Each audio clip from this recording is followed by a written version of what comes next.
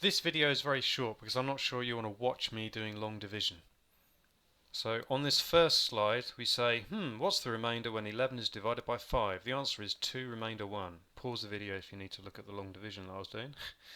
And then on the second slide we say, well, what's the remainder when this function is divided by this function? Well, guess what? We simply do long division again.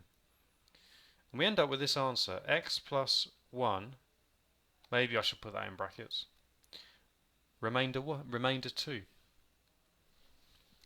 Okay, well, what does that actually mean? Well, it means that we could write this.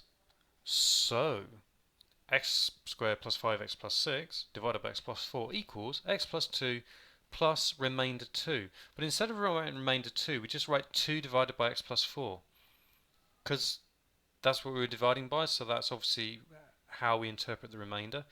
We could now times both sides by x plus 4. Okay, so then we get this. But wait a sec, x is minus 4, so this thing here is 0, which means this whole term disappears. Which means we've then just shown, but wait, x is minus 4, so we can also put its value in here. Oh, so if you just put x equals minus 4 into the original equation, you find out what the remainder is. Because I could have just written r there, yeah? Because it happens that r is 2, but we could have written r. So the remainder, you work out the remainder simply by putting that number in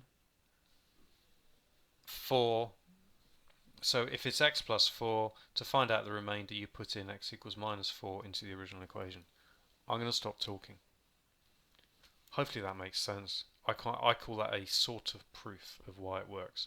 And I really like that because without that I just feel I can't get my intuition working on this topic.